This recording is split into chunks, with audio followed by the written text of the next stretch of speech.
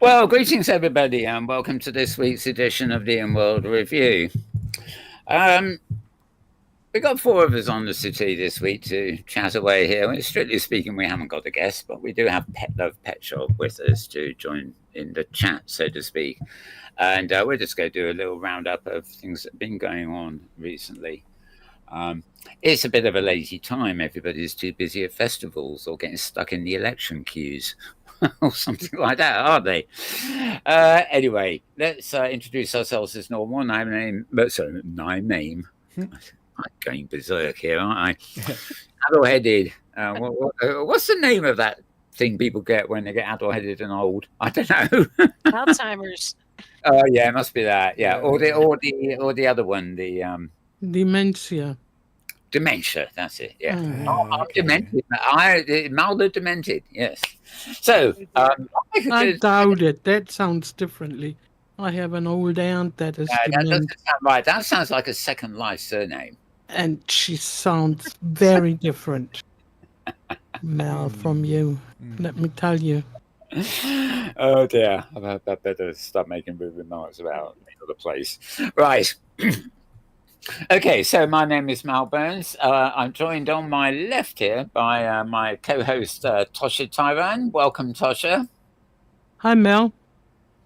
I'm joined on my right-hand side by the right-hand man who loves to find different ways of sitting, but more importantly, can't stop fiddling with those darn knobs. It's James Atlloud. Hi, Mel. Happy to be back here again for another exciting issue of the In-World Review. That's one way of putting it. You are welcome. And as I said, we've got somebody extra on the couch to chat with us today, and it's none other than Pet Love. Pet Love. Pet, You Pet can Love. just call me Pet. Pet will do. Yeah, there's my little pet. Can I stroke you, pet person? So, yes, Pet Love Pet Shop. It's a bit of a tongue twister. I Good should job. know it by now. Yeah, Good Pet job. Love filmed this show for us centuries ago before James was born. Well, born into our family, so to speak. So good to see you again. Good to see you again, Pet. And your lips are moving, which is even more exciting, really. Thank you. I'm Right, working on it. working on Good. it. Cool.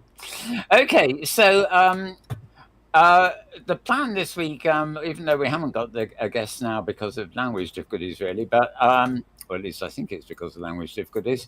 The idea was we would look at a couple of things that are pertinent at the moment. One is the OS Grid, where the studio is based. In fact, are celebrating their anniversary, 17th birthday of OS Grid. It doesn't start to July 22nd, but I've got a blog from Thursday and some film of the builds in progress. And also, this is the last day of a festival that's been going on for 4 days now over on the alternate metaverse grid. And I was over there filming some of the Sims for that yesterday. Although surprisingly, I couldn't find a single 4 Sims of celebration. I couldn't find a single avatar. But then again, I suspect they're American time because I was filming probably fairly early in the UK morning. So we've got that stuff and a bit of other stuff to look at while we're actually talking. I'm going to start off by pointing, as we always do, to Safari is not in season at the moment. Of course, it won't be back till September. But hgsafari.blogspot.com, says Rember's blog, carries on at hyperspeed, actually. I think there were 5 different posts this week. Well, I got 4 on screen. I think one didn't have pictures. So, which is good. And it's almost a daily post from Thursday in her absence here anyway. So just starting with her blogs, as it were. The latest one is called In the Mix. And I have some of the pictures of that up for you now. These are just pictures she took to go with it. This is an area called Abyssinia, which, as she says, you can't find on a modern map, but it's a historical region, and it was on the science grid for a considerable time, but it's now on Zeta Worlds. In fact, it only recently moved to Zeta Worlds. So these pictures that I'm showing, if this keyboard wants to behave itself. Oh no! Oh, Look at that. Do you see it? It's a beach ball. not here. Oh dear, oh dear. Okay, there are various ways of taking care of this. Why does it happen when this happened earlier today? And I thought, right, thank God it happened earlier. It won't happen on the show. But how wrong was I? But what fun Okay. would we have if technology didn't trouble us? Indeed. Okay, so I'll actually start off. We'll just chat away a little bit over this. This film I'm running now, assuming it doesn't turn into a beach ball, is basically the region OSG17B. I think there's 2 different regions, and I basically just hang out in the sky, do my appalling sort of quick panning around as usual, and see what's on the way here. There's a whole load of bits that aren't built yet, and there's 3 buildings that are completely empty, but you get the gist. Well, the big one on the left we'll get to at the end. That's Dan Banner's thing. This is one of the stages, and if I clicked on the record player there, I started dancing on it. The only thing missing was the turntable wasn't going round, so I was dancing on the spot, all solo as it were. But music is very much the theme of OSG17B this year. B is for birthday. Solitary Lighthouse, all very pretty and all that. But is it art or something else entirely? I think it's all part. The Almost Islands are region 2. There's a perfect example. Under construction. What more could we ask for?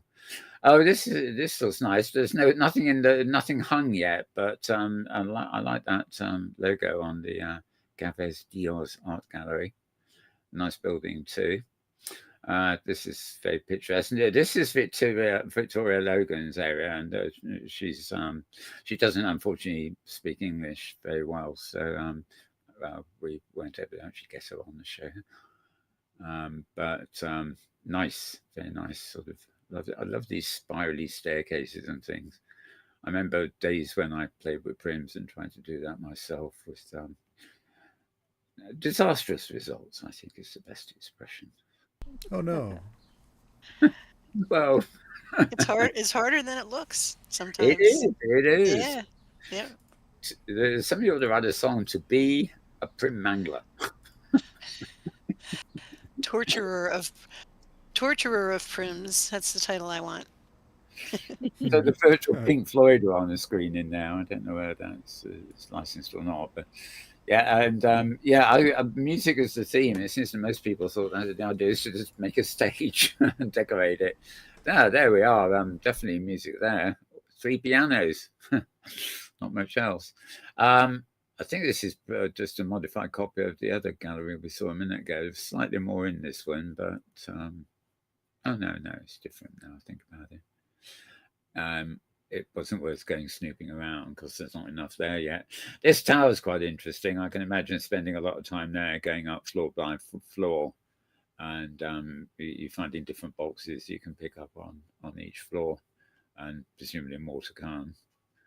And yeah, that's just like a kind of index to stuff there. This is under construction too. It looks like the most fully booked dance club, as it were. So if they're going to have anything in the clubs here, I think it would be this one. You guys do feel free to comment if you see anything you like. Pretty sky in that one. That last one. Flores by the sea. Oh, it's got the same sort of gentle water. It's funny. Our guest from last week, Antoine, our guest from last week, just sent me this morning the water I was admiring last week. Saying, oh, I could use that water. I have to wait for the hot weather to start again there. Right. Oh, this is quite nice. Tribute sort of things. And I love the I didn't spend enough time there by the look of it. The animated musical notes going up into the sky. This is something else. There's a blog a few weeks ago. I haven't got it handy, but this is an installation by Dan Banner, which is actually finished. Basically, I deviously found a way to teleport in. As camera people can do this, save me actually going through the routine of getting in. But those textures change and things, and it's sort of what we call an immersive experience. Yes, I presumably clicked on something by accident. The texture actually changed for me as well before I actually decided to move on. Right, that's more of an aerial view of the region there. Let's see, the welcome bit in the middle, and then there's that's right. There's seven. I think there's 4 different regions called OS Grid Birthday. This is number 2. Number 3 and number 4, as you'll see at the end of the movie, refused to let me in. I don't have permission to enter them, so I couldn't film them, could I? But I did manage to teleport over to bit 2. And here we go again, so to speak. Our lovely Kutella Arts here, Bloom Peters, of course, he was on this show not so long ago with that wonderful MIDI player and the animations. More sort of layered texture there, actually. It kind of works when you're close up, but it looks rather simple from the distance, I've got to say. Not quite sure what that is. And again, musical notes, and there's very much a commonality with the music theme here, sort of notes, stages, all the things we associate with concerts and things. But this one's classical favourites, actually, so that's nice to know that not everything in OS Grid is heavy metal. Maybe that's the heavy metal bit. Oh no, Thin Lizzy, David Bowie, Queen. Lemmy. That's this is quite fun. It's impossible to get a full screen shot, really. It's too wide, but Zappa on the end, Hendrix there, Jerry Garcia, Elvis in the middle. It's and all Elvis the dead. is Jesus, right? Yeah, it's all the dead. Well, enough of that. Yeah, all the dead. Well, you got a Dead Poets Society. Well, so why not have a Dead Pop Star Society? That's right. Yeah. Oh, but 17 years is a lot of years, no? A long time. I like this one. It's very simple, but the fact the bubbles are in the foreground and the birds are flying on the screen at the back, it's got that kind of 3D feel without actually being really much 3D. Like the way the background textures into a reverse image of itself. And good stuff.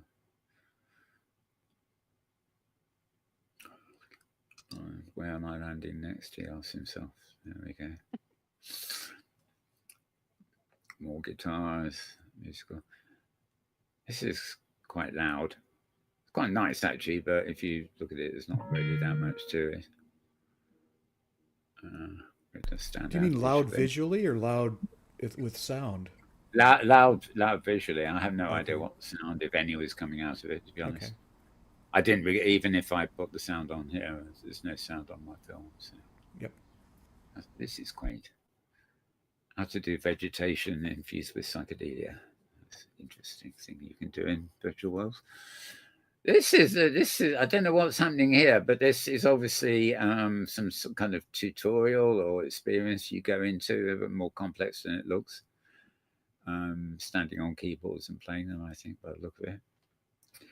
Not entirely sure what that is, except for a bit of rain. Enter our dome and experience a storm, something like that. Sunlight region. Oh, and there's Bloom Peters again. Oh, that's it. Looking at the. I think that's it. 30 seconds left. I don't think I'll travel much further after this. Oh yeah, here you are. So won't let me into bit 3, and then I'll try for bit 4, and of course it won't let me in there either. So presumably there'll be those 2 regions I showed you, and 2 more which aren't even in the under construction yet, as it were.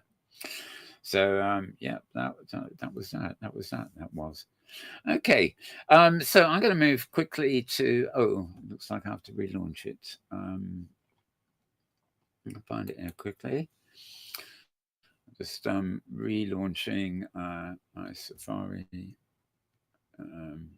here we go again, and to Tosha's blog again.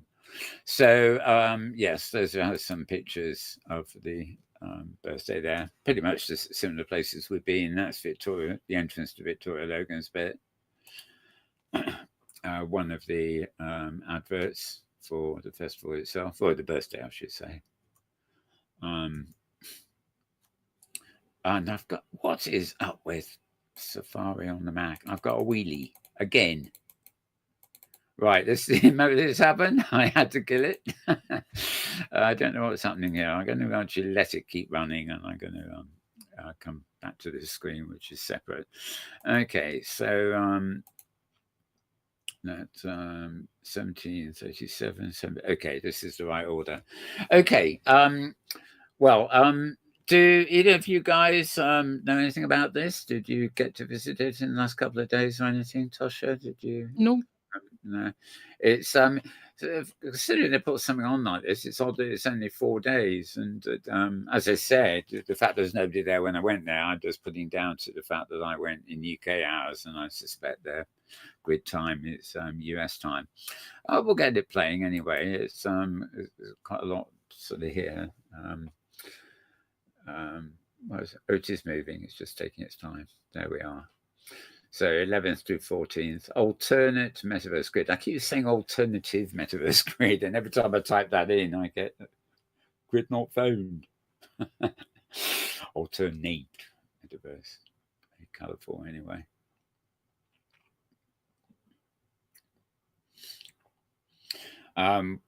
There's a bit later on, you might spot it. I'm not entirely sure it's the same, but there's a sort of memorial bit. And I'm wondering if it's the memorial. We went a few weeks ago to a memorial for Torben Asp. That's, if you remember, I had a bit of film. Well, I've actually filmed the whole concert. And the entrance to it was a sort of memorial. If it's the same region, then they've taken down the Torben Asp specific one, but we'll see. But most of this is the Festival of the Arts and Carnival. There's a sort of, I don't spend much time on it. There's a little sort of circus sim as well. Clifford Hanger, familiar name. Let's see, did I manage to get in there? I don't think I could pan through the glass. Sometimes things are very difficult. I've got a feeling those are AI kind of paintings anyway, a bit like we've looked at the other way. So, oh yeah, this that's all. I've got a feeling that may be something to do with Nick's Breen, although it's not in the sky, and it just is sort of an area where I think sort of Nick's displays in idle mode, not being manipulated. I'm only guessing that that's a setup for Nick's Breen. No, what's it called, Expanse or something. So presumably, when the event's on, it actually does the next thing for us. You've all know now. I can bring you all in here. You all know Nick's Breen, don't you? Even Betlove, you filmed, I believe. Yep. We had him on the show. It was fun. I had him on the show and been to endless sort of. He specialises in creating a sort of psychedelic show out of the EEP sort of sky lighting effects and things. The sort of thing, it's been done for a long while in virtual worlds using particles, but he's actually uses the EEP thing, and also he does some where the what look like particles are actually mesh structures. Well, they're good to experience. You can't really. It's it's not easy for an observer to take them to pieces, so to speak, and figure out exactly what he's doing. I'm very fond of snooping at things that amaze me and thinking, now, how did they do that? And then you come across something like Nix's things, which are, I don't know how to do that. I don't know how he did that. It's like the magic man, isn't it? He's got a magic trick nobody can figure out. Anyway, this band is like an internet cafe for inspiration or something. The Inspiration Cafe. It's just above one of the buildings. It's in the sky, but not really the sky. Just elevated a bit. There you can. Well, it's still attached to what's below, in fact. So moving on.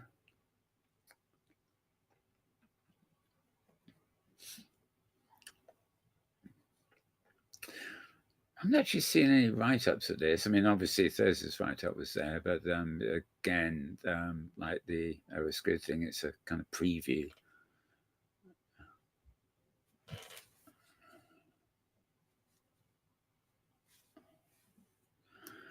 Let me do a bit of a...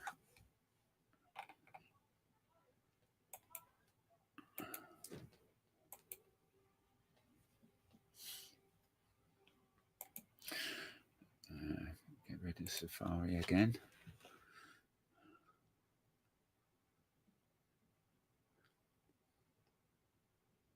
Did you trigger that curtain to rise when you were there? Yes, I did. I've noticed it when I'm filming, and I don't normally have my cursor showing. So normally I can open doors and zoom in, and open the curtain on stage, for example. Yeah. I was telling somebody, you might appreciate this, Pet Love, back in the days of The Other Place, many yonks ago, there was a leftist, progressive news show that went into Second Life, it was called, of course, and did their radio show live, but they had avatars and they had a live audience too. Not quite sure why. I think, I don't think what they did got any significant. Well, it had, maybe 50 or so people each week. But there was nothing much about it that you couldn't get by listening to the podcast version, as it were. But they asked me to film it. And I think, I'll turn up, switch the camera on and film it. There's more talking heads, or talking avatars, I should say. But what they didn't tell me that they'd littered the whole region with these donation boxes. And every time you clicked on one, it took Linda's from your account to donate, to the cause. And, I remember doing this film and I was in camera mode, not seeing what was going on, except for what I was filming, for about an hour. And after I got out, I saw this huge legacy of messages on screen saying, "You've just paid, you've just paid, you've just paid." Oh, usually you have to approve that payment, don't you? Well, no, I think there was a bit of a glitch in this because, as I say, it was some time ago. But so I never went back to that place again. Although I did complain and they offered to reimburse me, but it just wasn't worth it really. Right, so we're on the same region again. This is the second piece of film from the same things, continuing. The cat's meow fashions, gosh golly. Yes, there's actually a sort of fairground affair on this bit of this sim anyway. Again, I think there's about 4 or 5 different locations that are given out for this, but they're all sort of bits that interconnect. I didn't actually go into the Tunnel of Love. I worried that in camera mode something awful might happen. Like get stuck. How do I get out of the Tunnel of Love? Dodging cars, yeah. How to smash into other people without damaging yourself. I think is the gist of that. Interesting sort of architecture, the roofs in this. They're, some bits very circusy, others are really sort of oriental kitsch or something. They just can't quite figure out, the roof there, for example. This build here, the purple one. Yeah. Excuse me. Reminds me of a thing that I did. I think it was still when I was in this one of the first builds I made, and I had it all finished. Was all prim, of course, back in the old days. And then I don't know what, and I clicked a texture on it, and it was like a purple, like this build now, like a purple, like a crunchy silk. And it looked so terrible. Inside out, every single item was purplish silk. It looked like well, like a whorehouse. And I was just really, I had no idea what to do, so I deleted the whole build, and it took me a long time to start another one.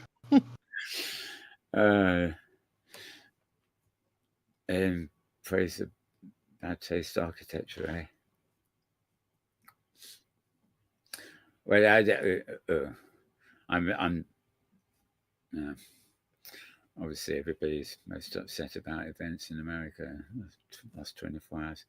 I do remember though, what's the name of something DeLago or something, that house in Florida that Trump has, and it's so I'm not going to say it. kitchen bad taste and sort of, it looks like somebody with bad taste has made something in a virtual world. It doesn't.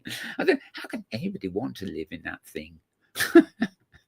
It's not an old castle or an old thing, and it's not new. It's either. It's just a piece of crap. Yeah.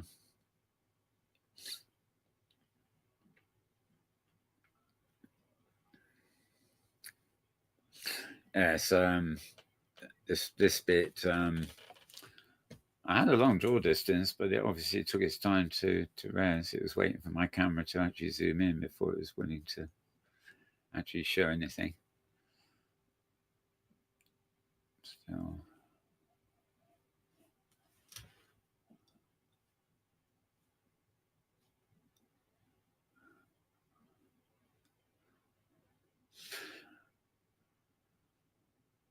very colourful, I must say. I love it. Sort of, I've got used something I never quite got to grips with initially in places like the other place and whatever, is all these sort of psychedelic multicoloured flowers that had colours and glows and things like that could not possibly exist in real life, and they would be part of an otherwise sort of fairly real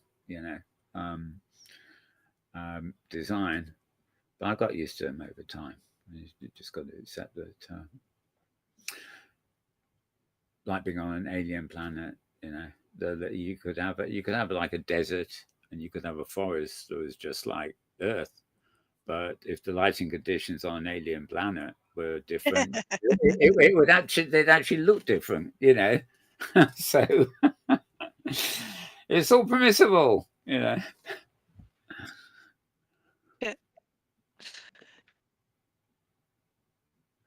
That it is. Anybody ever watched this movie? Well, there's two parts of it, Rebel Moon.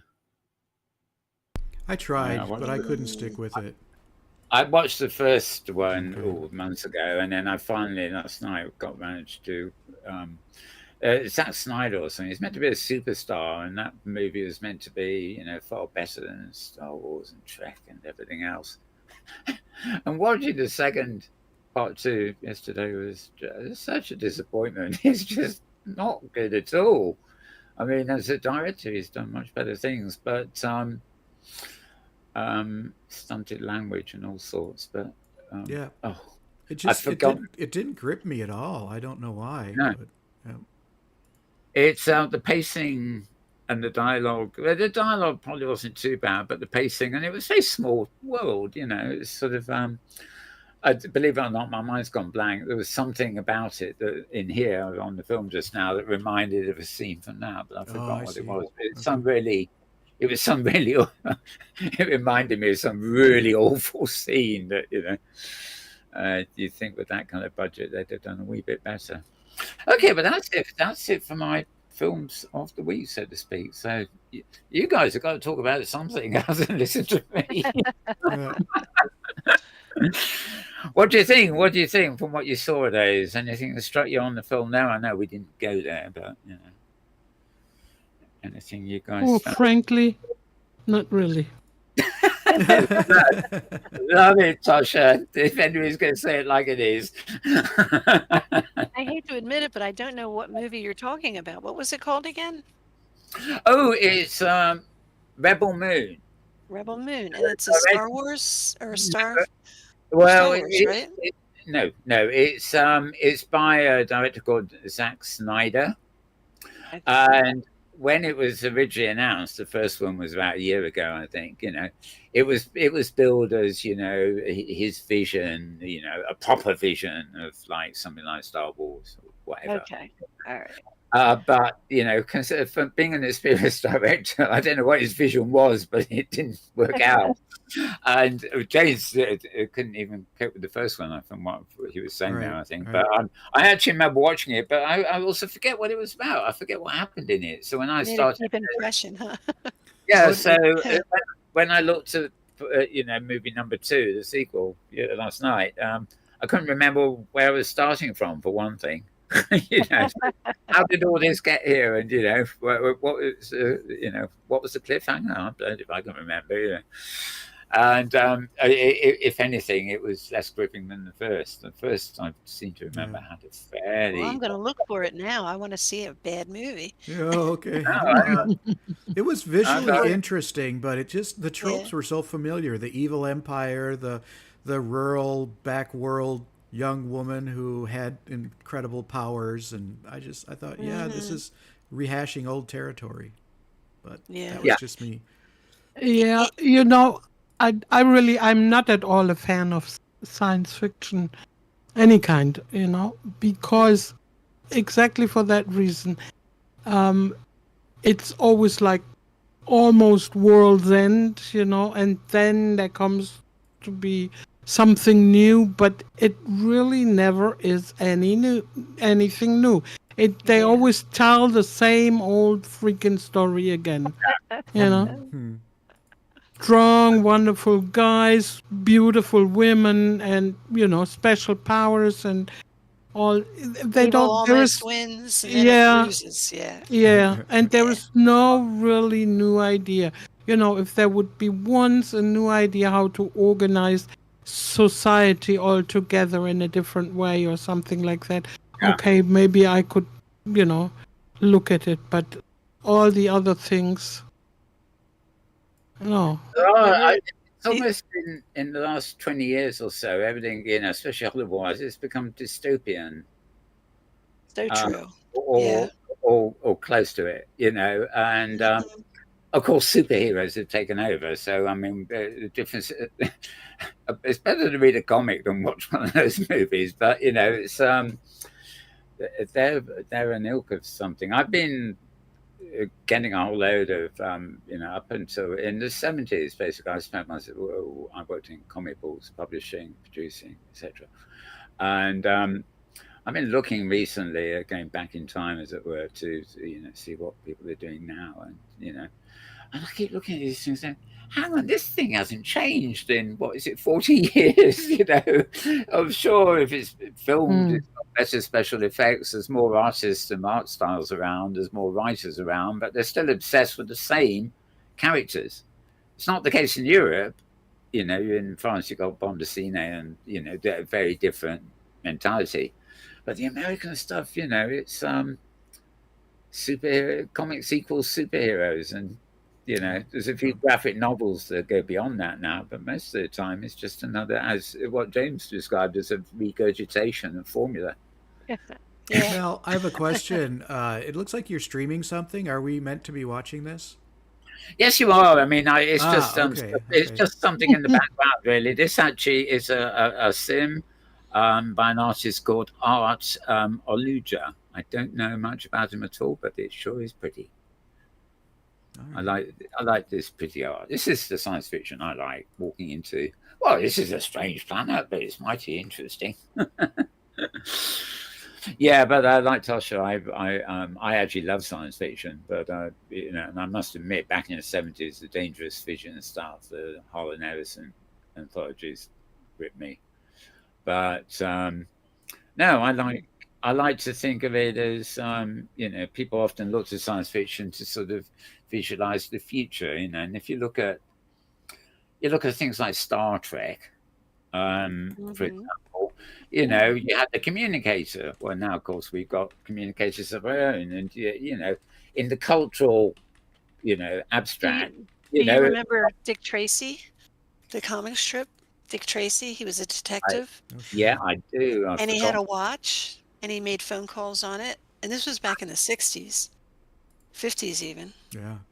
Yeah, he had a watch that did just about everything, just like we do now. Like our Well, I mean, watches. I think if we're, growing up in that era of early Star Trek, I mean, it's wonderment. But 60 years later, it's not surprising that that's sort of in the back of your mind. People who could do these things. So that's what we want. That's what we need. The communicator, and it happens slowly. It's a different methods or whatever, but ultimately we got the same thing. The only thing I can't get to work is the beam me up, please bit. It just doesn't to take me anywhere, but I think I prayed for that a few times and it just never came through. Me, I'm still waiting. I'm waiting for the undo button in real life. I need that undo button. Control Z. Right. Yeah. Talking of watches, in one of the really early Doctor Who's, and I mean, this is when I was a kid and it was in black and white. So it'd probably be early 60s, the original ones, which are always so cheap now. But the Doctor had a watch, talking of watches, right? And this watch could be used to dial up places you wanted to go. Oh, cool. You still had the TARDIS, but you would click your watch and literally teleport somewhere. And I always thought that'd be great, if I had a watch that would just take me anywhere on the planet. In fact, that may have been the magic. It may have just taken you somewhere on the given planet rather than the TARDIS and time and space. But yeah, it was just, I thought, I want one of them watches when they grow up. Must have been about 5 or 6 when I was watching these, Well, a bit older than that, but. Yeah, that was cool. I was always not afraid of getting teleported, but I thought, what if you get teleported where there's no air, or somewhere where you can't survive? That was dangerous. Yeah, well, actually, the classic one is there's that story where somebody finally teleported in a hurry and they ended up inside a cement wall or something. So, obviously, yeah. Because they're in there, they're stuck in the concrete, they couldn't move. But yes, exactly. There are things go wrong there, I guess, if you don't know what you're doing. But yes, I must admit, teleporting would be a bit of. I always thought that was Star Trek. I thought, okay, well, you split them into subatomic structure, and then you beam them radio down to the planet, and then they reconstitute. How many different things are how many particles, and, microns and atoms and things are part of that process that could go wrong. Sort of so I get a genetic rebuild, and what happens if one of the numbers in the genetic code is wrong? Well, there's an ongoing controversy about when you beam out, you're killed, and then you're reconstituted when you come back, and it's like, are you still the same person? Oh, yeah. Probably at this point, you'd still be the same person, but another 5 or 10 years, somebody will learn how to hack that and turn you into whatever they want, and get your money. There's been an Apple series recently called Dark Matter. Yeah. I can't understand what the title is about because it's not about Dark Matter I know of, but it's an excellent series.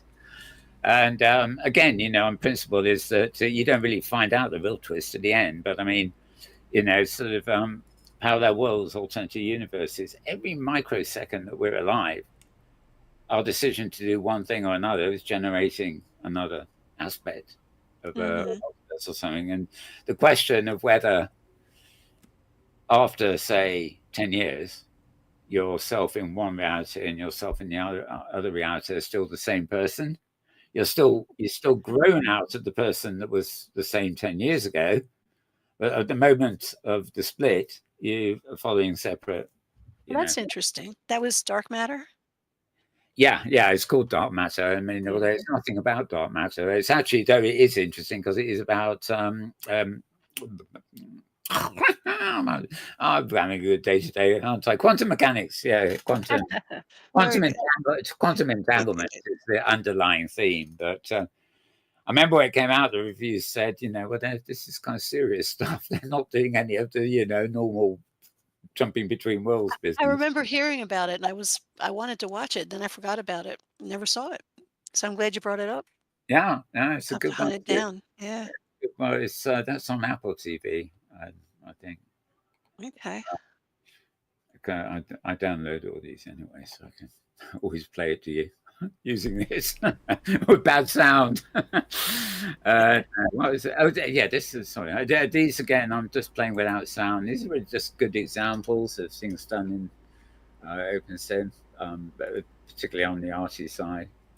I think this actually isn't the Alice one, but it's similar. It's called Hattering, I believe the region is called.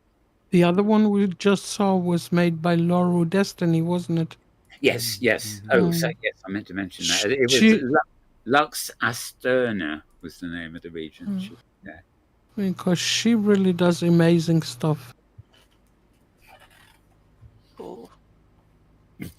Yeah, we've had her on the show a few times too. She's great to talk to.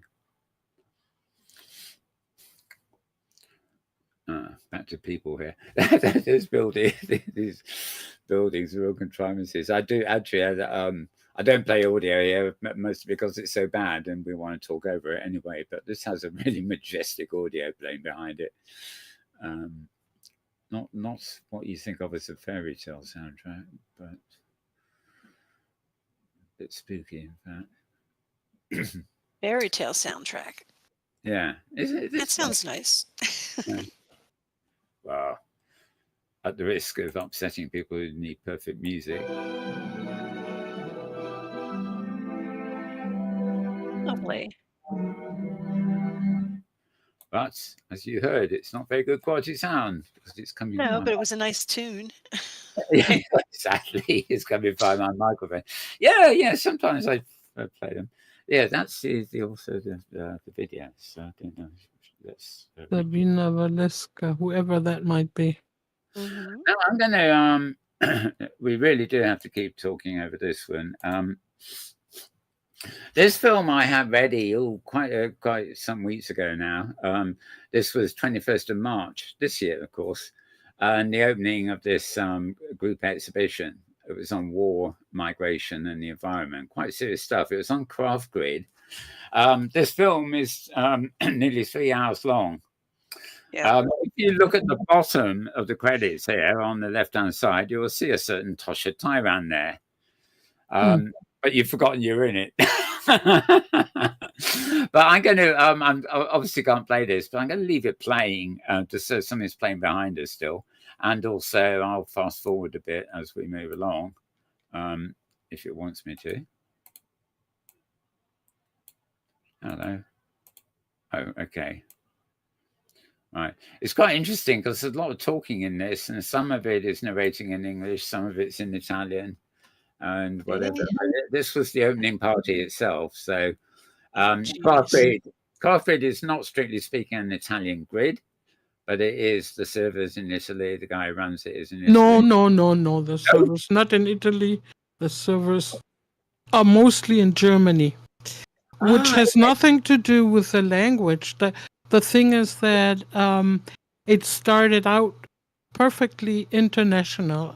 I mean, the four first residents of Craft were an American, an Italian from Sardinia, and a Scottish woman that lived in Germany, and me. I mean, really more international you cannot get. Yeah. But the owner of the it kind of started out Craft because some Italian had started in the very beginning of OpenSim, had started a grid that was called Cyberlandia. But Cyberlandia crashed and it didn't work out. I don't know what happened exactly, but that was mostly Italian. So very many of the Italians migrated to Craft when Lico Rau, who's the Italian, the Sardinian, that started Craft, and he's the owner of Craft. And then many Italians migrated, but still now there are almost as many people of other nationalities. What happens is that the Italian group is quite close-knitted group, and they make a lot of things, you know. They are very active, and so it always seems it's all Italian. They're dominating, that is true.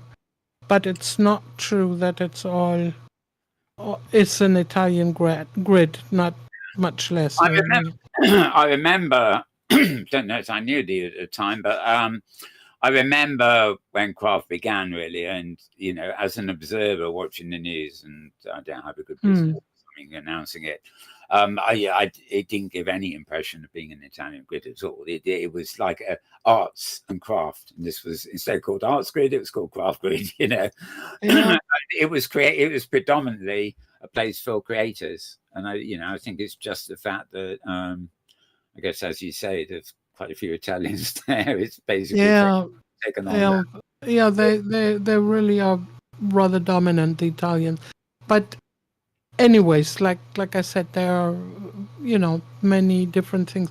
I think the art part is mostly covered by the Metaverse Museum, where this exhibition has been also. But what they do, and that is something that you don't see in public at all, is they have a great big part of their regions are school regions. I don't know why, but the Italians really, in real life, the Italian schools are very keen on you know, making classes and things online, and they do a lot of it in craft. And these grids, well, the regions, the school regions, naturally are close to everybody. You know, they're only open to the kids, to the teachers, and to assistants. And as the kids are between, I would say, 12 to 15 years old, that are there mostly. And so the kids only have an entrance to the school grids. They cannot go anywhere else. Right. And it's very, you know, they do very, very interesting things. If you like, I tell you a couple of things there, because I've been, you know, making some scenes for them. They made, for example, a theater for kids, you know, with especially rewritten for kids with Dante's. What is that called? Dante's. Oh, Inferno.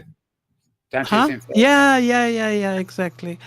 And I made the scene for it, and then these 12-year-old kids came as avatars there with, you know, with their dresses as Dante, as I don't know who else was there. I forgot all that. And they really made a theater out of it. It was really, really, really good. It was really interesting. And I think they still use it as such, you know. And I'm trying to get the safari on there, because it's really I think it's a really nice region, you know. You can go through all the different stages of the, I don't know what's it called, pre-hell, you know, where Dante has to pass through. Yeah, I think it's a rather heavy kind of idea of a build for kids, but I mean, and the real Dante War, when I read all that, they gave me a book version for kids, you know, with pictures and then in the simple language for kids, to make the, you know, to have it as a foundation to make the grid. But then but then of course I also got the whole story, the real story, because I wanted to reread it then too, you know. And I must say, more than ever, I'm glad I am not religious. It is such a horrible story, you know. For the smallest things, according to the book, you know, but people got punished so horribly and so hard, you know. So I thought, nothing for me. But making this thing was really, really funny, and the kids not only acted, but they also wrote a blog about it, and they published it, and all these things with commentaries about the work and commentaries about the scene, and it was really great. I really liked that very much. And another thing I did there, it's also for the kids, is the kids started to to ask the teachers, because they could not go anywhere. They came as as Ruth on the scene, and the teachers could change their forms and their hair and their looks and everything, and the kids couldn't. So the kids started complaining, we also want. And then Lico came and asked me if I would make one region for kids to play and shop and dress and do all these things. So I did. And that was a lot of fun. That was really so much fun. I think back in the other place, there was a couple of other things to mention there, but there was one time there was a teen grid. And, that eventually merged into the adult grid. But, I mean, they were getting up to all sorts of stuff simply because they were the teen grid, and they were told they couldn't do that. So they did it. They found a way to do it. Yeah, well, this sim is only for school kids and teachers, And I put some clothes there, whatever I found, everything that are things, that are not so ladylike, not obscene and not sexy. This was a lot of work to find something adequate, And well, of course, and hair and all that, but also a lot of things to play. The kids could go there and windsurf and go with a bicycle and all kinds of things. And so it was really, and they are having a ball on there. They really love it. Once in a while, I get to go there to fix it all up again, because some things, are bound to get broken and stuff, Sure. But it's really very nice. So and I'm very fond of these regions, because as I'm an assistant, I can go to all kinds of school regions, to all practically. Well, not practically, I can go to all. And it's really interesting what they do. They might, for example, last year, I think it was, they made with some classes, they told sort of the story of Italy during the World War II and the end of the war, and what happened then with the people and all like that, like told by the children, and with pictures that they got from their parents. It was really, really interesting, and all that on the sim, you could walk around it, and they really did great things. I remember Maria Gorilov used to refer to this as the hidden metaverse, or the hidden hypergrid, because the whole thing is these grids are usually not on the hypergrid, or they can be, but they're switched off, and reasons you say, but it's actually, I think we've had a couple of safaris and a couple of other presentations, maybe on the main. I don't know. Of actually people, educators actually, allowing us a glimpse of what goes on behind the scenes. And it's fascinating, because obviously a working educational environment, is probably making full use of the and collaboration. I think that really, for some reason or another, I couldn't find out the reason, that the Italians do most of it.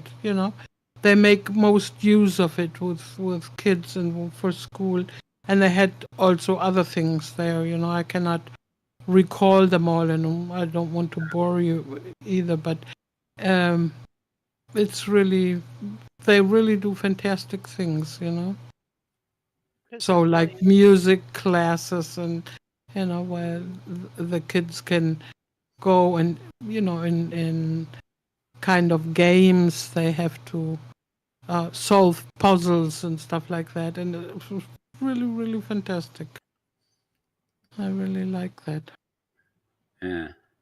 And they have to be pretty dedicated teachers too, because they themselves have to learn all the the way to work with the avatars, and some of them learned to build and really did very well afterwards, and all that for the classes, it's a lot more work than if you just read a book. Yeah, VR is a fantastic teaching tool. I've been saying that for years. It's great, really good. I remember in this day there was a guy whose name I forget as usual. I forget everything, don't I? In Germany, I had him on a panel once. I think it was OCC, but he was. He built, I think it's called Cyber Lounge or something, which basically he built with OpenSim and then deployed on the web. So it's actually a web world. And I know people like think of Melville and all the usual ones that turn up there and smile at each other, but don't do much. But the actual guy who behind it, he actually worked, I presume, for the German government because he was actually managing a whole load of schools throughout Germany. And he was managing a network of virtual worlds for them. So again, this was something that was just totally behind the scenes, educational. But basically, it was a network. It was like a virtual world network. But instead of being a hypergrid, it was a network of schools around Germany. Frankly, that surprises me a little bit because Germany and anything that is digital seems to be behind the moon. They are so bad, in Germany that it is impossible. I mean, with everything, with being it the internet, being it the what do you call it, smartphones and anything, in Germany they still use fax, Well, there was an article completely separate. There's been an article in the news the last couple of days, and that is that. Hang on. Oh no, this must be an interval. There we go. Apparently, the German Navy, right, this week, milestone. They have decided to abolish all their floppy disks. And the German Can you believe it? Can you believe it? Well, I know. For example, when I talk still now, when I talk with my friends in Germany and I talk with them on the smartphone, for example, Now, one of my friends has to always sit on one certain chair in her apartment because on all other places in the apartment she doesn't, she loses connection. She doesn't hear me anymore, and like that, or another one has to go always with her smartphone on the balcony to hear something, or to climb up on the table and hold the smartphone in the air. It's really crazy. I thought Bluetooth was bad. About a couple of years ago, the electricity company in that handles London here, they would say we have to have smart meters and everything. They converted the meter, and and then they give me a little thing to recharge so I can get meter readings how much electricity I'm using. Basically, I mean, you can't actually alter it or do anything much with it, except turn things off. It doesn't tell you what's using what. Well, anyway, they make it out to be this big technological marvel, but it operates on Bluetooth, which means that, if you've got like a suburban 2-story house, you're okay. But when you're 6 floors up and the meters are on the ground floor, Bluetooth can't read that far.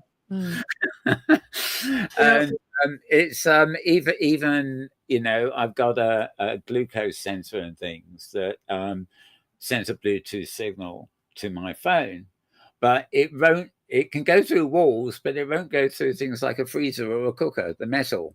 So because everything's in the wrong place as you walk around, it won't. But it's funny, when I was young, we looked to Germany as the real tech. They had their autobahn. Yeah, I know that made sci-fi, that worked and lasted. That is the thing that it still is in the heads of a lot of people, but it just isn't true anymore. I think Germany is about 20 years back, from the rest of the world, and I live now in Spain, and I live on you know, away from any town, and in a little mountainous area, and I can use my smartphone anywhere. I use my smartphone walking all the way down to the beach, and I sit on the beach and I keep talking with my smartphone. And in the meantime, I've lost my friends in Germany about 5 times because they, And that's they just just lost connection, and I don't, that cell phone connection. And It's amazing. I go down 6 floors. I live on the size of a square, so there's a garden with trees and things, very nice and whatever. But if I walk across the square, right, to the other side of the square and then sort of head out towards the high street, it's got a distance. It amazes me that my Wi-Fi signal still works. It's not until I turn the corner and really out of sight that I actually have to switch to cell. It's amazing that stuff. But I really think I can tell you another really short example that always makes me laugh, even though actually it's between sad and dramatic. That is during the times of the coronavirus. Yeah. Well, in Germany, well, anywhere, I think the cases that occurred, they had to be, the doctors had to file a record on it, and this record had to be sent to a place where they collected all that, and from there, I don't know what. Well, the people went to the doctor's office. The doctor wrote it down by hand. Later, the secretary of the doctor had to pass it to another form, with machine writing, and then they send it to they faxed. Is it called fax? Yeah. Fax, yeah. The paper thing, and there with that fax, and it had to be via fax. They had to send it to the next center, and from there they had to make it digital and send it to the center. I mean, like that, it is so crazy, And they're in the middle of the virus, it just. Yeah. Or in my situation now, I'm getting disability pension, I think it's called like that. And every year I have to tell because the German government pays that to me, and every year I have to report to them that I'm still alive, which I can understand. Yeah. But up here on my hill, there's no post delivery, to my house, and so that wouldn't be a problem because I do everything online. But I cannot do that online, which means, and they do not send it to me by mail, the form that I need to fill out. That means they send it to the house of my brother by post, on paper. Then my brother has to scan the form, and he sends it to me by mail or WhatsApp. I have to print it out. I have to fill the form out. I have to go with the form to the mayor's office to have it stamped that it's really me. And then I have to go to the post office to, put it into an envelope and send it to them. It is such an idiotic thing. It is such a crazy thing. And like that, it is everywhere in Germany. I see an Atlloud tag. Yeah. Were you filming any of this, James? Oh, you're gone now. No, I was there. I was a participant. There was a tag. Yeah, I saw your tag there. You're talking about the video on screen. Yes. Sorry, I just got distracted there. Yeah. No, it's funny though because Mel, that's my work. Yeah, who made that bottle? Who made that big jar? I did. I know. Thank you, James. You're welcome. Thank you, Tosha. Oh yeah, that's true. You were there. We were talking about, oddly enough, in Britain. It's very funny. James. There seems I to be, remember that was so chaotic. It was. yeah, so in Britain there seems to be, when it comes to those, sometimes very backwards, but other times they're just it's absurd the other way around. I think BT, but certainly Virgin, my ISP, right?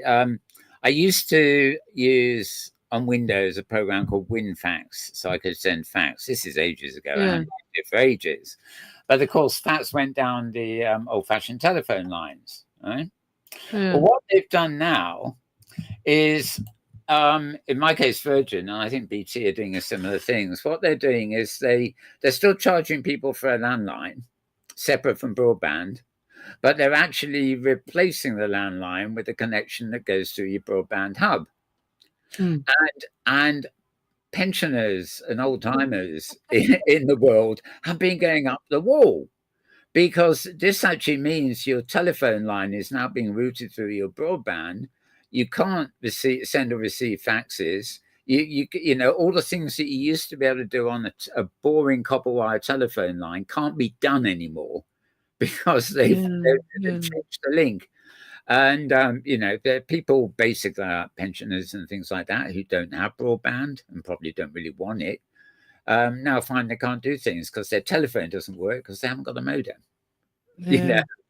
So it's gone full circle in a way, sort of phasing out the faxes, which were magic at the time. And now, Well, when I moved to Spain, I still had the impression from Germany that a landline is what everybody uses, and it looks is more serious than a smartphone. The smartphone, that has something like that, but it wasn't like this. Here you have the smartphone for everything. Everybody has one. Every old and young people, everybody has a smartphone, and you need a smartphone to open a bank account. You need a smartphone for everything, for everything. And I think it's fantastic. I do everything with my smartphone. It's like I have my identity cards, I have my driver's license, everything on the smartphone. Yeah. It's funny. My bank called, actually, they're a Spanish company, Santander.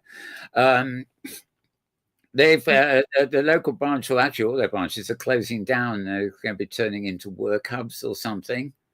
And they're closing down for about 3 months, during which they'll be rebuilding and everything, and the cash machines will be going. And the notices just give you full instructions as to how to continue using your account, but you can only do it via a phone. And half the people, who've got these bank accounts, they don't do, even if they've got phones, they're not set up for online banking or something. And it's like a major oversight to me how a huge chain of banks can suddenly think, wait, we're going to close down and just send out a notice saying use your phone. It's easy. Yeah.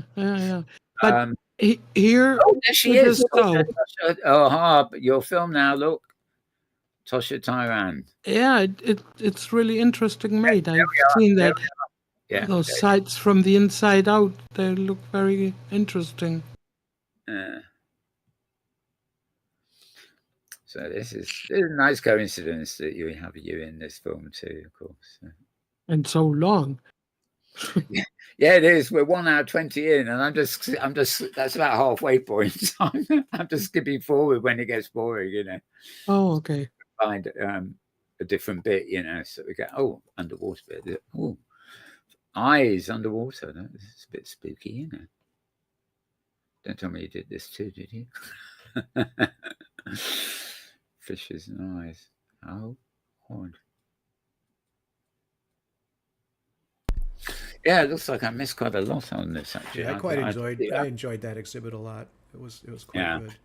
I think it was good too. What I think was the organization was so chaotic. Yeah.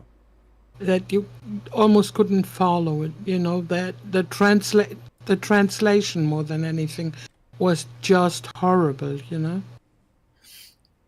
Well, I was watching this regular. I don't think I ever sit down and watch the whole thing, even though it's a few weeks now, but a couple of months actually. But there's audio on this too, like many of the things I show. And what was fascinating on this film was that some of it was in English and some people were talking in, I guess, Italian. And, you know, it wasn't all in one language. Exactly who was talking to who, I don't know. I mean, whoever filmed it, but it presumably just had the and they had a really good translator too. Was a woman, and she did really very well translate. But it was so badly organized, you know.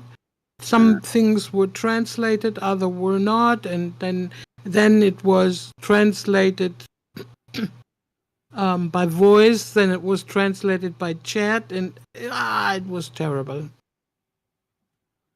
I'd say it was ambitious too. I did like how the voice translators mixed their sound of multiple speakers into one avatar's voice channel, and so it was very easy to hear and follow along while they were translating, which I appreciated. Well, I didn't think it was so well done. I don't know, maybe we were at different places. I got lost a lot, and people would move on before I knew that they were moving. But yeah. No, but there were very many, very, very interesting exhibits. Oh, yeah. That is true. Very emotional too. Oh my goodness. Yes. Yeah, the some of the painted stuff of the refugees and women and stuff. That's well, and art blues, of course, you know, just very elaborate and then very, very profound and sad. I like the one of Tina Bay. Yes. Here she is. Yeah. This was devastating. Yeah. Made me cry. Yeah. You've got to walk through that. Is it a door? Is it a mirror? Oh, and it stopped. It looks like the camera is about. Oh, no, it's right. Don't know whether it's actually going to go in there. Stopping to read the camera person's dilemma. How long do I stay in this text? And that's no reason to fast forward because the text, of course, is not in English. So, there we are. Oh, yes. Right. This is the boats. Refugees. Yeah. This is one for Richie Sunak. Everybody's forgotten now. Oh, that Prime Minister bloke. He lost last week, didn't he? Nobody knows who he is anymore. And he had a fixation about the boats, and the refugees.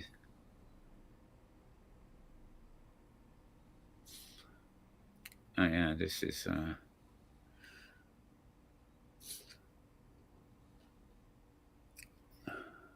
yeah.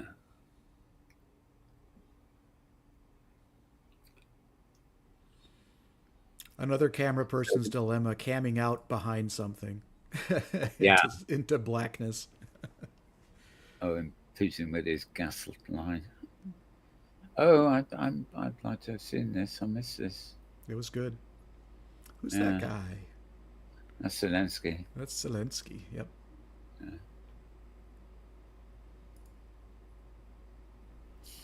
No, just a juxtaposition of the leaders versus the casualties, kind of thing. Yep. Don't know what this guy with his peace sign tables doing. But it's as you say, emotive, isn't it? Or you can imagine it being even more so in there. Did it have sound or anything in the build? Oh, yeah. Put sound? So you know, that's the added thing, isn't it? You get the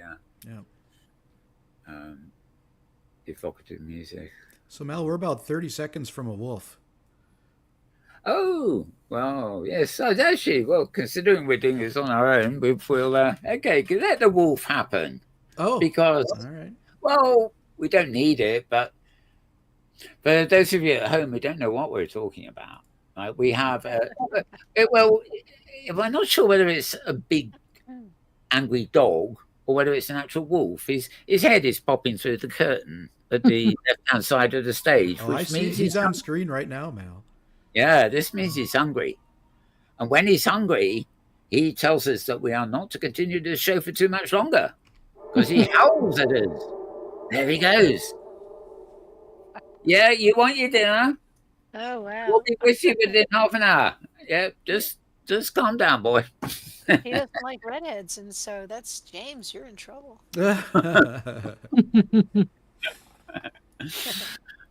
Funny. Yeah, actually, this is getting better as we're playing it. It's better here at this point as it was at the beginning. It's really got a whole lot into it now. Maybe we'll show this again at some point using a different bit. So I'm going to flick through pretty much quick here.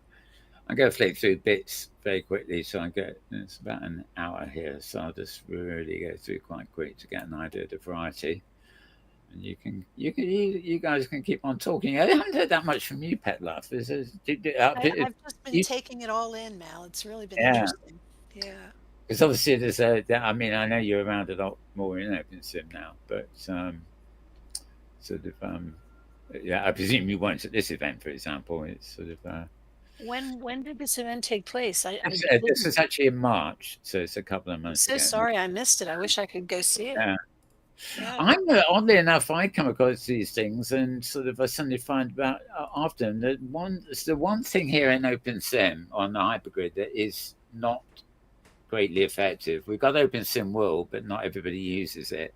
Mm-hmm. To actually get to know everything that's on around the Hypergrid at any given moment, individual grids have diaries. Sometimes it's a Google Calendar that you can subscribe to, but then you get everything to do with the grid. You don't just get messages from the Blues Club. You get messages from every role play thing on the grid.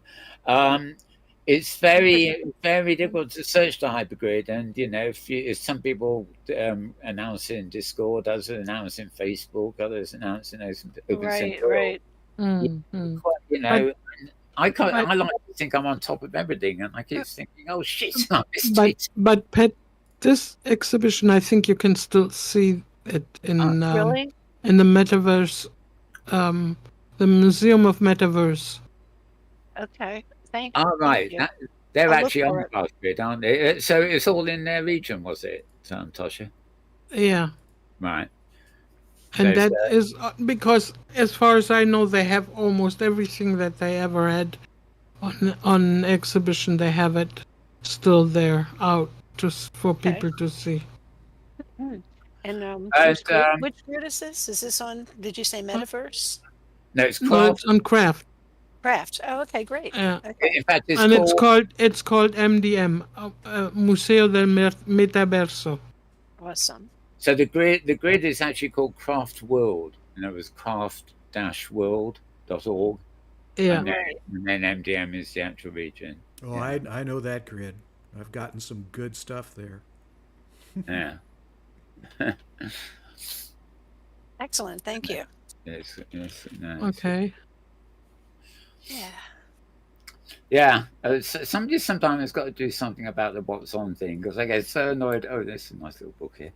I get so annoyed when I miss things, and so you can't look up things. It's an interesting challenge to come up with a system of gathering that information. Yeah. Across the grids. That would be a good thing to do. A lot of people. The problem with OpenSim World is that actually it does do quite well on that front, but a lot of people, for some reason, avoid it. I mean, they give you a machine, so it sends a beacon, and that goes on the website, so people can tell what's live and what's happening where and everything. The only thing is, you've got to register for OpenSim World. You go and get the beacon and whatever, and you've got to remember to post your events, so to speak. Yeah. But it's effective, but I don't know why some people just can't be bothered or don't want. Yeah, but there have been intents to do it also differently. There was there was like a magazine that you could get everywhere. You could find it everywhere, and there was done monthly, so that everybody who had something to say could publish it there or could tell the makers what it was. But it lasted a couple of years, and then it was all over. Who did it? Who was doing that? Oh, I don't remember. I'm Was sorry. that Sunshine's magazine? Yeah, Yeah. Sunshine Magic, I Savannah, think. there was the other Sunshine. She's not around that much anymore, but she published. Was one of them. But you, It was an Inworld yeah, magazine, but basically, that you. It's like a flipbook PDF that mm, you done a mm. prim, but. That the problem with that was it was in World, but you couldn't look it up on the web because it was. I felt it was rather retrospective as well. It really wasn't future oriented. Oh, was it? I thought so. Don't. Yeah. It's very difficult. The OpenSim World events, it does cover. They tend to be posted the night before something is on, or even the day before something's happening in the evening. So it's not a, I can't. I often try, and Facebook too. I often try and cull some of these articles to announce on the show here. But in fact, unless it's something that was posted yesterday morning, it's probably long since over. And when I'm in World looking for somewhere to go and film that we can feature on the show, like a piece of film like this, that's sort of. This part, by the way, I found very impressive. Also, these pictures here.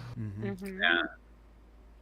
They were, like telling the story of borders. Of borders and of refugees. Getting a good glance now of the people that were there. Interface on, interface off kind of thing. It's quite fun there. There are a lot of things like this that you want to see in a real life museum. And the only way you can see it would be with screens and displays. Yeah. But I always thought that would be a worthwhile effort too. And they are, big prints of photographs. And in fact, the virtual ones are very good too, because as you know, you can zoom in on the actual painting on the wall, and so long as it's got a decent resolution, it really you're getting a close up of the artwork. You do get a few that obviously these are not in real life; these are not high resolution images, but there's also high enough resolution that they fool you like an avatar height sort of resolution. It's they're very effective. So, like, mixed reality has now the next new level of meaning, pretty much. We really need to do some mixing. Yeah. I love the way you put that. Some mixing. It's a funny thing. I mean, after all the abuse that the name metaverse got and everything else, and nobody knows what it is. I mean, people seem to have now settled on spatial computing. Because it can actually it can mean so many different things, virtual things or just anything that embodies spatial things. So of course, a pair of augmented reality glasses are a spatial experience. So it's it is. I remember. I should mention that sometime in the near future, there's a thing you've done which has me in it. Bet that isn't there? You did a lot of many hours of gossiping we did on that, but it's in the basket right here. Yeah, it fits into your basket. But I remember during that conversation, we were, we were talking. I mean, I remember you were very excited about the idea there was a pub downstairs here. Yeah. The virtual Greyhound was in virtual London, where the meetups used to take place. The real Greyhound was downstairs here, and people around London or nearby would come to the real pub here. So anybody in reach of London in England could come to the pub and have a meetup. But for those who are in the States or anywhere else in the world, they would go to the virtual Greyhound and have an Inworld meetup. But the beauty was, we had a giant screen on one wall of the pub, which was projecting Second Life, as it was, in fact, into the pub. Right? And the people in the virtual pub in virtual London had a media on the prim that was showing a camera feed from the real life one.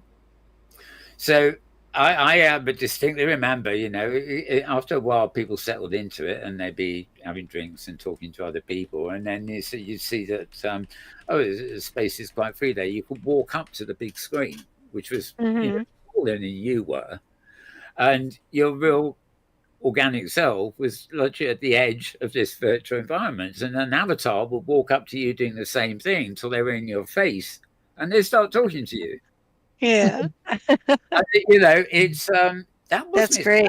mixed that was mixed reality, and it was you know, it took a bit of rigging up and everything. You can't have I'd actually love it. The pub downstairs did that all the while. You know, it's changed management now, but you know, I was worried today. They're having one of the ball kicking tournaments apparently, and they had one on in the week, and it was like a riot in the streets outside. But I think maybe they're closed today, which is funny. The ball kicking will happen elsewhere, or maybe it's so late it hasn't started yet. But yeah, they tend to use it for sports these days instead of anything interesting. Possibilities are just endless now. Yep. Yeah. Okay. You'd think flashing forward here. Yeah, you'd think there'd be, you know, there would be some permanent venue that would do something like that. You know, That's exactly what I'm thinking about. finds a way of incorporating a virtual space on a screen. We have the technology. Tosha, Yeah. I think this is Art Blue's exhibit on screen now. Is that right? Oh, it could be. Yeah. He had helicopters and little plastic army people, and yeah. I guess that's not funny, really. Yeah. Primary colours too, and flag. Oh, of course, I've got all the flags. I don't know what flags what really happen.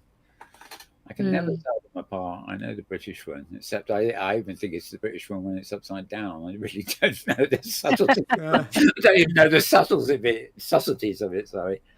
No. Apparently, it gets misdesigned quite often because it has to be a certain way out to be the Union Jack. I think it's called.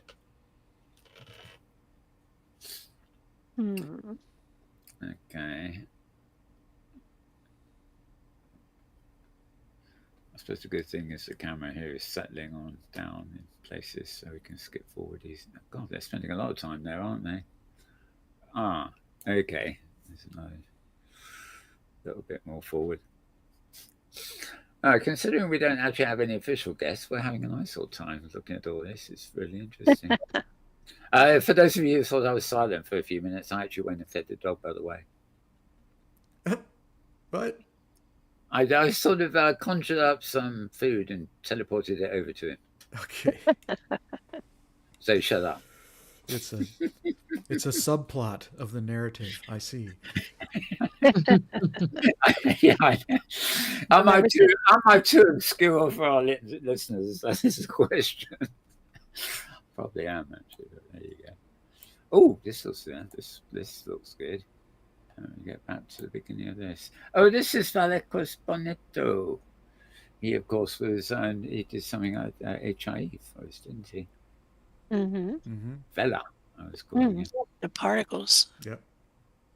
Yeah, exactly. After editing that, the music is forever stuck in my head.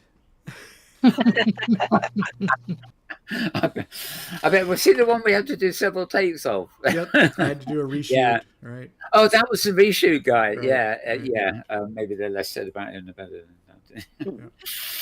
Yeah. Well, nothing like getting it right. It's quite so. Well, Vela really makes good things too, you know, Yes, very yes. interesting. Yep. And he's such a kind guy, you know.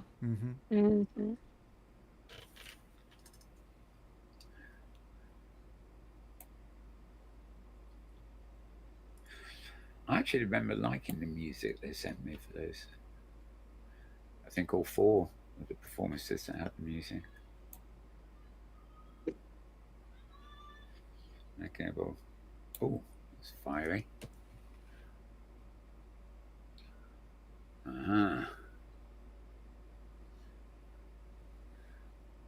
Oh boy, everything burning or lit up with flames. Anyway, what's robots? I think that's an AI job.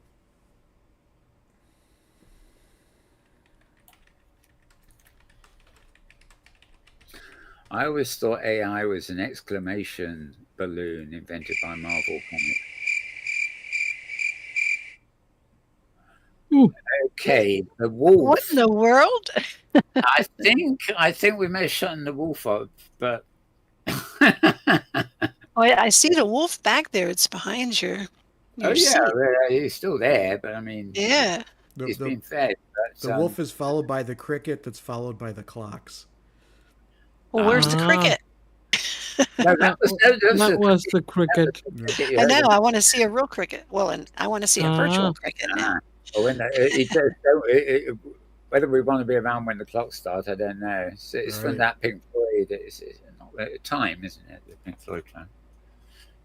Dong, ding, boom, ding, quang. Okay, I'm going through quick here. I have got the hints. We've been. It's 90 minutes already. That's actually not nearly as feels like longer. So switching forward and let's look a bit. Oh, I think we saw that earlier on. This film has obviously been back and forth. So it's like me when I jump into a sim and dive in and find myself back where I started and turning in another direction again. Actually, pretty evocative images these. Boots again.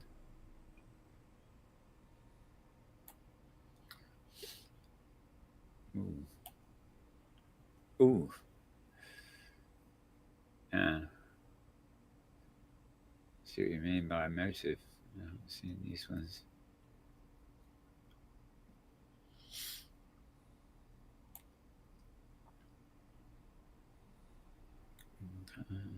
It's a spooky looking model, It is, yes. isn't it? Sort of racing through here. Oh, this one's nice, a bit more agreeable. Oh, I hear crowd noise. I don't know when do you know when the ball kicking tournament is?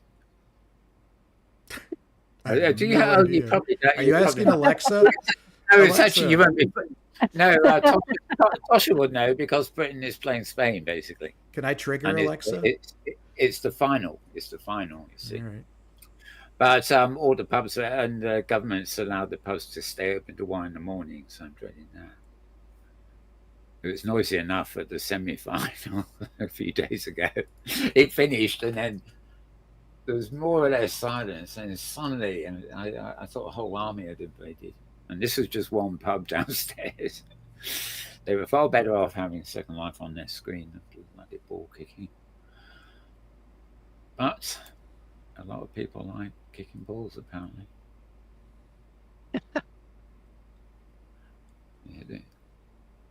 Yeah, me and my metaphors, I guess.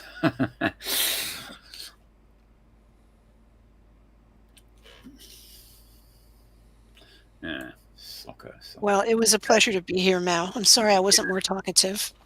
Well, But I was taking it all in. It was all very interesting. Yeah. Mm-hmm. Okay, I'm going to pause there. I fast forwarded to a couple of frames from the end. So we can finish the show happily knowing that we've done the show. Even if it was just, well, 4 of us, that's more than enough to do a show, isn't it? So there you go. Right. Right, I've missed a couple of things. I'm not even going to try and get a Safari on the Mac to relaunch. It's just crashed every time I try to do those blogs, so that's a bit of a shame. Yeah. I can always do it in one of my other browsers if get that organised. But it's basically just pictures of the same thing. So look forward in a couple of weeks to OS Grid's what was it, 17th birthday? My goodness. And Wow. and if Tosha's right, then that build we've just been looking at is still open. So you can find that on craft-world.org. I presume it's port 8002, and the region was You might be able to MDM. MDM. Yeah, Yeah. that's it. Yeah. You might be able to get the link from Thurza's blog also. Yes. Yeah, Yes. exactly. You get there. So it's got the picture version. Yeah. And and interesting stuff as always at sgsafari.blogspot.com. In fact, next week, if all goes according to plan, we will be having a look back at the Safari season, the second one that ended about nearly a month ago now. And probably then a week off, and then we're getting into music and all sorts of other things.